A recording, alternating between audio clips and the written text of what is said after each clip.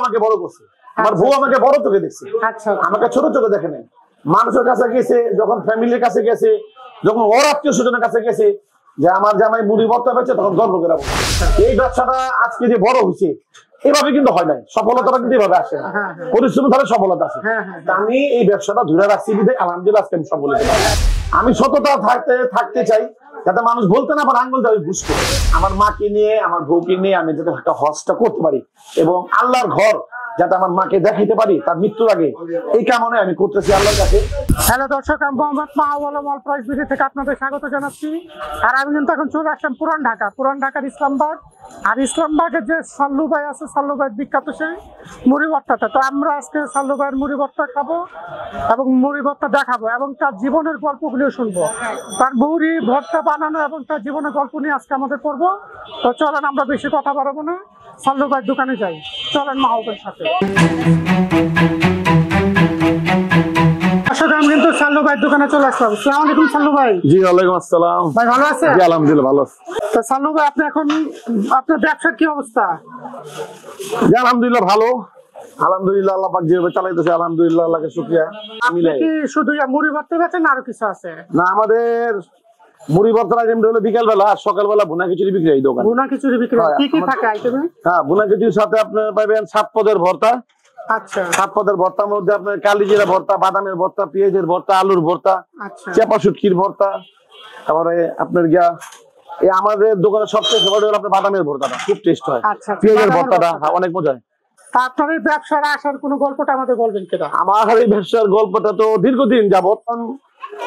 পড়াশোনা শেষ করলাম, পড়াশোনার পাশাপাশি অনেক চাকরি। পড়াশোনা কোথায় করলেন? আমি পড়াশোনা করছিলাম ক্লাস 8 পর্যন্ত করছিলাম, বেশি একটা পড়াশোনা হয় নাই। আমার বাবা মারা যায়, বাবা মারা যাওয়ার পর আমার একটু সংসারে দায়িত্বশীল বলতে গেলে আমি ছিলাম, একদম হাল ধরার মতন। আমি তখন প্রথম কাজ করছিলাম সোয়ারিঘাটে। হ্যাঁ, 90 দশকে আমি 90 দশকে সোয়ারিঘাটে কাজ করছি। কি কাজ ছিল? এই মাছের আড়তে। আচ্ছা, মাছের আড়তে কাজ করতাম। এই রাত গভীরে, রাতে 3টা বাজে যেতে হইতো। আচ্ছা, সারা রাত জায়গা মনে করেন মাছের কাজ করতে হইতো। তখন সোয়ারিঘাটে কাজ করতাম আর পড়াশোনা করতাম। আচ্ছা, চান্দিঘাট ওয়াসার অফিস, চান্দিঘাট ওয়াসারের পিছনে একটা স্কুল ছিল, ক্যাম্পবসির স্কুল। ক্যাম্পবসির স্কুল সরকারি, এখনো আছে, সরকারি প্রাথমিক বিদ্যালয়। তো ওখানে আমি ভর্তি হই, ওখানে ক্লাস 8 পর্যন্ত পড়ছি। আমার বাবার যেহেতু কিছু নাই, আমার কিছু একটা করতে হইব। বাবা যখন মারা গেল, সংসারের হালটা আমি ধরার মতন। তো পড়াশোনার পাশাপাশি আমি ঘাটে কাজ করতাম, সোয়ারি ঘাটে কাজ করলাম 90 থেকে 2000, আমরা 98 বন্যা পর্যন্ত। একদম 90 দশকে ঢুকলাম। 90 দশকে ঢুকার পরে 98, 99 পর্যন্ত আমি সোয়ারি ঘাটে ছিলাম। সোয়ারি ঘাটে যাওয়ার পরে তখন ভেড়ি বানাইছে বললো। ভেড়ি বানাসার পরে কিছু কিছু মাছের পাইকার ছুটে গেল। সোয়ারি ঘাটে মানে সোয়ারি ঘাটে একদম ধ্বংস হয়ে গেল, কোনো কাজকর্ম নাই, মাছ আসে না, কোনো একদম বিতিকিচ্ছা একদম। প্রত্যেকটা মানুষ জীবন একটা নিরহ হয়ে গেল, কোনো কাজ কাম নাই, একদম ধ্বংসের দিকে। তখন আমি চিন্তা করলাম যে না, সোয়ারি ঘাটে কাজ নাই, সাবানের গানে কাজ করছি। বাংলা সাবানের কারখানা ছিল ছোটখাটো। তখন এক বন্ধু দ্বারা খবর পেলাম যে ওখানে সাবানের কাজে লোক নিব। তখন আমি ওখানে জব করলাম, ওখানে দীর্ঘদিন জব করলাম। করতে 2000 সালে যখন আমি দেখলাম যে না, কারখানা আমার ভালো লাগতেছে না, আমি আমার জীবন পছন্দ হচ্ছিল, নির্দিষ্ট বেতন। আমি চিন্তা করলাম আমি জীবন নিয়ে সংগ্রাম করছি, এলো কথা। আমি ঈদের দিন ছাড়া কোনোদিন বৈশাখ খাইনি ঘরে। আমি প্রতিদিন কাজ করছি, প্রতিদিন। আমার মূল উদ্দেশ্য হলো আমি সফল হব। যে কোনো আমি কাজের সন্ধান খুঁজতেছিলাম, যে কোনো একটা লাইন খুঁজতেছিলাম। এখন ভাই আমার 0 পয়েন্ট, হাতে কিছু নাই, টাকা নাই, পয়সা নাই, ফ্যামিলির কোনো একটা সাপোর্ট নাই যে এই কাজটা করলে এটা হইব। মাথায় আমার যেটা খেলছে এটাই আমি করছি। তো যাই হোক, আল্লাহ পাক আমাকে এই মুড়ি ভর্তার লাইনটা আমি পাইলাম চকবাজার থেকে। আমার এক বন্ধুর বাবার নিচে চকবাজারে শাহী মসজিদ নিচে ওরা দীর্ঘদিন যাবত আইটেমটা বেচে, এই মুড়ি ভর্তাটা বেচে। হ্যাঁ, তখন দাঁড়া আমি খাইতাম, খাইয়া তখন চিন্তা করলাম যে এত বড় চকবাজার, এই একটা আইটেম যদি আমি নিয়ে বসতে পারি অন্য সাইডে, মোটামুটি হয়তো আমি কিছু করতে পারবো। ওই পরিপ্রেক্ষিতে আমি ওই চিন্তা ধারায় কইরা আমি কারোর সাথে আলাপ না করে বাসায় আসলাম। তো আমি চিন্তা করলাম যে না, আমি যখন এটা আমার মাথায় এটা ঘুরতে করে আমি মনে হয় এটা সফল হইতে পারবো, আমি করুম, দেখি কি আছে এর ভিতরে। অনেক ভিড়ভাট্টা মানুষ খায়, খুব মজা করে। তখন আমরা তো ঢাকার মানুষ, পাক শাক মোটামুটি পারি। নিজের অভিজ্ঞতাতেই মনে করেন আমি নামলাম, ইনশাল্লাহ মাত্র 800 টাকা পুঁজি নিয়ে। আচ্ছা, মাত্র 800 টাকা দিয়ে? মাত্র 800 টাকা পুঁজি নিয়ে নামলাম। নামতে আমি বিয়ে শাদী করি না, খুব আমি একটু অল্প বয়স ছিল। মাত্র 800 টাকা পুঁজি নিয়ে যখন আমি চকবাজারে যাই, একটা গাড়ি বানাইলাম, ছোট গাড়িটা বানাই নাই, একজন ভাড়া নিছি। এক চাচা আচার ব্যস্ত, আচারের একটা গাড়ি ছিল। চাচারে বললাম চাচা, হ্যাঁ 2 চাকার একটা গাড়ি, কাঠের গাড়ি। ও চাচাকে বললাম চাচা আমি তো মুড়ি ভর্তা বিক্রি করুম, ম্যাডাম কয় বাবা তুমি মুড়ি ভর্তা বেচবা। চাচা আমার খুব একটা বাহবা দিল, খুব একটা প্রশংসা করলো যে তুমি ঢাকার ছেলে, তুমি এই কাজটা করবা, যাও আলহামদুলিল্লাহ করো। আমি চাচা আমার এই গাড়িটা দেন, আমি সত্য কথা যেটা, এই গাড়িটা দিয়ে আমি চকে দোকান লাগাই, আমি আপনার কিছু টাকা দিব না মাসে মাসে, আর যদি ভালো হয় তাহলে আমি গাড়িটা কিনে নিব। ওনার কাছ থেকে ভাড়া নিলাম, গাড়িটা ভাড়া নিলাম। ভাড়া নেওয়ার পরে যাক আলহামদুলিল্লাহ ওই মুড়িতে একটা দোয়া দিলাম। আমি যাক প্রথম দিন আমি গেলাম, ভালোই বেচেনি করলাম, প্রথম দিন ভালোই বেচেনি করলাম। দ্বিতীয় দিন আমার অনেকে বস্তা দিবার চায় না, এই পুলিশ ঝামেলা করে, বড় বড় নেতারা ঝামেলা করে, এই বইলা আমার চক বাজার একটু বস্তা টাকা দিল। আলহামদুলিল্লাহ আমি 2000 সাল থেকে 2015 সাল পর্যন্ত আমি চক বাজার রাজত্ব করছি।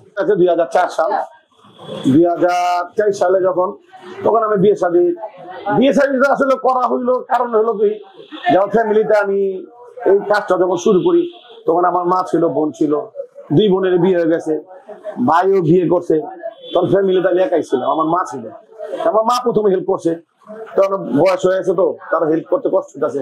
তখন চিন্তা করলাম একটা বিয়ে শাদী সবাই ধরে পারে যেমন একটা বিয়ে করা দরকার, এই সংসারের জীবনে একটা বিয়ে করা দরকার। তখন চিন্তা করলাম যে থাক এই ফ্যামিলি ভাবে এই বিয়ে শাদীটা করা। 2000 সালে আবার আরেকটা গুড নিউজ আমি পাইছি বিয়ের আগে। তখন 2000 সালে আমি এটা শুরু করি, 2001-এ আমার চাকরি হয়। ঢাকা দক্ষিণ সিটি কর্পোরেশনে ছোট একটা জব হয়। তখন ওই জবটা ছিল আমার 2 বেলা, যেমন এক বেলা আমি যেমন সকাল তেলিয়া 2টার মধ্যে মুড়ির দোকান করতাম, 4টা 5টা থেকে নিয়ে আবার রাত্রে 10টা পর্যন্ত আমার ওই সরকারি চাকরিটা বিকাল। তখন চিন্তা করলেন আমার মেন্টাল হয়ে যায়, তখন আমি ছাড়ি নাই, আমি দুটাতে সংগ্রাম চালাইছি, ওইটাও করছি, এটা করছি। জানি না যারা সরকারি চাকরি করে তারা কিন্তু বেশিরভাগই উপরি ইনকাম যেটাতে বলে, এটা ঠিক। আপনি কেন?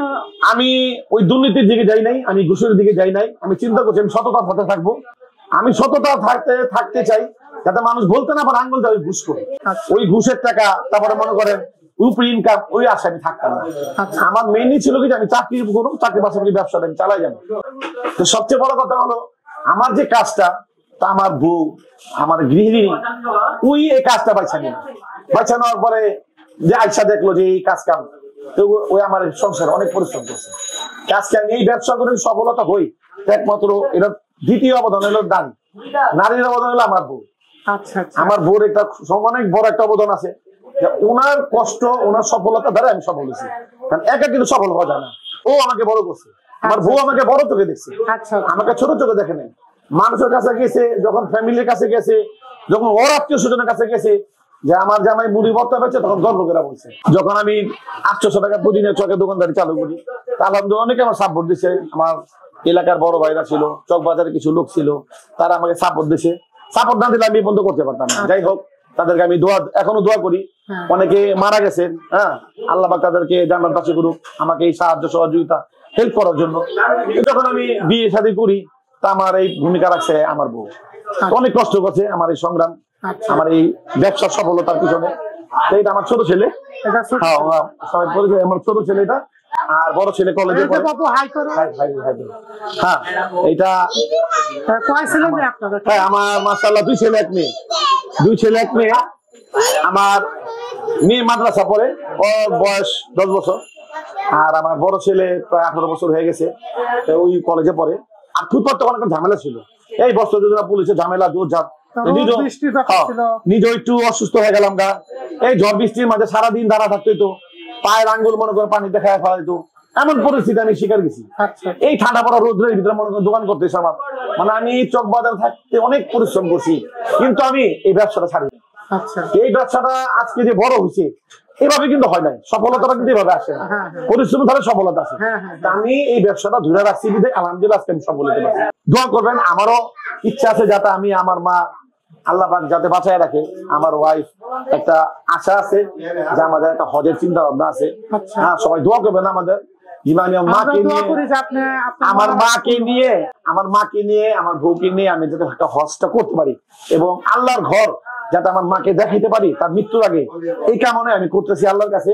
হ্যাঁ, এখন ভাই মানুষ বেশি দিন বাঁচে না, এত টাকা করি না, এত হাই হতাশ করি না, খেয়ে পরে ভালো আছি। এখন আশা একটাই, প্রত্যাশা একটাই যে মাকে নিয়ে হজ করবো।